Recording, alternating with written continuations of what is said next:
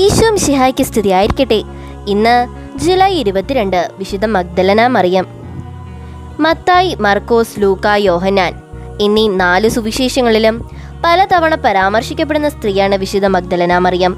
ശിഷ്യന്മാർ അല്ലാത്തവരിൽ യേശു ഏറ്റവും അധികം സ്നേഹിച്ചിരുന്ന വ്യക്തി മഗ്ദലന മറിയമാണെന്ന് ഈ സുവിശേഷങ്ങൾ തെളിവ് നൽകുന്നു. യേശുവിന്റെ കുരിശുമരണത്തിനും ഉത്ഥാനത്തിനും സാക്ഷിയായിരുന്നു അവൾ. ഉദ്ധാനം ചെയ്ത ശേഷം യേശുവിനെ ആദ്യമായി കാണുന്നതും മഗ്ദലന മറിയം തന്നെ. സുവിശേഷങ്ങളിൽ യേശുവിന്റെ മാതാവായ മറിയമടക്കം മറിയം എന്ന പേരുള്ള പലരെ പറ്റിയും എഴുതപ്പെട്ടിട്ടുണ്ട്. എന്നതിനാൽ മഗ്ദലന മറിയം ആരായിരുന്നു എന്നത് സംബന്ധിച്ച് ഒരാശയക്കുഴപ്പം നിലനിൽക്കുന്നുണ്ട്. യേശു സുവിശേഷം പ്രസംഗിച്ച് പട്ടണങ്ങളിലും ഗ്രാമങ്ങളിലും ചുറ്റി സഞ്ചരിച്ചപ്പോൾ അവിടുത്തെ അനുഗമിച്ചവരിൽ മഗ്ദലന മറിയവും ഉണ്ടായിരുന്നുവെന്ന് ലൂക്കായുടെ സുവിശേഷം പറയുന്നു. അശുദ്ധാത്മാക്കളിൽ നിന്നും വ്യാധികളിൽ നിന്നും മോചിതരായ ഏതാനും സ്ത്രീകൾ, 7 പിശാചുക്കൾ വിട്ടുപോയ മഗ്ദലന എന്നറിയപ്പെട്ടിരുന്നവളുമായ മറിയവും ഹെരോദേസിന്റെ കാര്യസ്ഥനായ കൂസായുടെ ഭാര്യ യോഹന്നായും ശോശനയും തങ്ങൾക്കുണ്ടായിരുന്നവ കൊണ്ട് അവരെ സഹായിച്ചു പോന്ന മറ്റു പല സ്ത്രീകളും അവിടുത്തോടൊപ്പം ഉണ്ടായിരുന്നു. യേശുവിന്റെ കുരിശുമരണത്തിനും മഗ്ദലന മറിയം സാക്ഷിയായിരുന്നുവെന്ന് സുവിശേഷങ്ങൾ പറയുന്നു. യേശുവിന്റെ മരണം വിവരിച്ച ശേഷം മത്തായി ഇങ്ങനെ എഴുതുന്നു: ഗലീലിയ മുഴുവൻ യേശുവിനെ പിന്തുടർന്ന് ശുശ്രൂഷിച്ചുകൊണ്ടിരുന്ന ഒട്ടേറെ സ്ത്രീകൾ ഇവയെല്ലാം നോക്കിക്കൊണ്ട് അകലെ മാറി നിന്നിരുന്നു. അവരിൽ മഗ്ദലന മറിയവും യാക്കോബിന്റെയും യൗസേപ്പിന്റെയും അമ്മയായ മറിയവും സെബദി പുത്രന്മാരുടെ അമ്മയും ഉണ്ടായിരുന്നു. യേശു ഉയർത്തെഴുന്നേറ്റപ്പോഴും മഗ്ദലന മറിയം അവിടെ ഉണ്ടായിരുന്നു. മത്തായി 28-ാം അധ്യായത്തിൽ പറയുന്നു: സാബത്തിനു ശേഷം ആഴ്ചയുടെ 1-ാം ദിവസം പുലർച്ചയിൽ മഗ്ദലന മറിയവും മറ്റേ മറിയവും കൂടി ശവകുടീരം സന്ദർശിക്കാൻ വന്നു. ഇതാ, ഒരു വലിയ ഭൂകമ്പം ഉണ്ടായി. കർത്താവിന്റെ ദൂതൻ സ്വർഗത്തിൽ നിന്നിറങ്ങി വന്ന് കല്ലുരുട്ടി മാറ്റി അതിലിരുന്നു.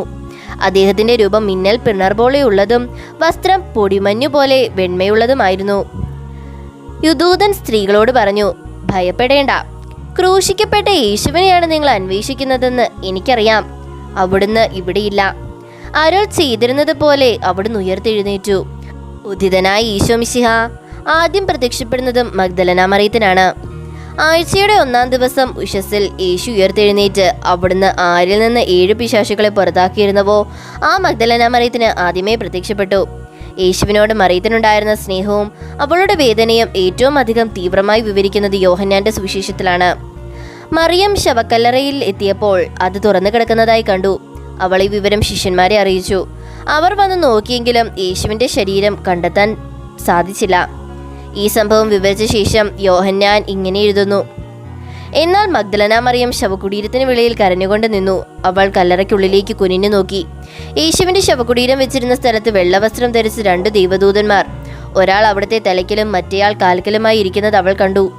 അവർ അവളോട് ചോദിച്ചു: സ്ത്രീയെ, നീ എന്തിനാണ് കരയുന്നത്?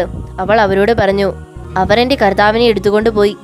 അവിടുത്തെ എവിടെ വെച്ചുവെന്ന് എനിക്ക് അറിഞ്ഞുകൂടാ. ഇത് പറഞ്ഞിട്ട് തിരിഞ്ഞു നോക്കുമ്പോൾ യേശുവിനെ അവൾ കണ്ടു. എന്നാൽ അത് യേശുവാണെന്ന് അവൾക്ക് മനസ്സിലായില്ല. യേശു അവളോട് ചോദിച്ചു: സ്ത്രീയെ, എന്തിനാണ് നീ കരയുന്നത്? അത് തോട്ടക്കാരനാണെന്ന് കരുതി അവൾ പറഞ്ഞു: റബ്ബി, അങ്ങ് അവിടുത്തെ എടുത്തുകൊണ്ട് പോയെങ്കിൽ എവിടെ വെച്ചുവെന്ന് എന്നോട് പറയുക. ഞാൻ അവിടുത്തെ എടുത്തുകൊണ്ട് പോയിക്കോളാം. യേശു അവളെ വിളിച്ചു: മറിയം. അവൾ തിരിഞ്ഞു നിന്ന് ഗുരുവെന്നർത്ഥമുള്ള റബ്ബി എന്ന് വിളിച്ചു.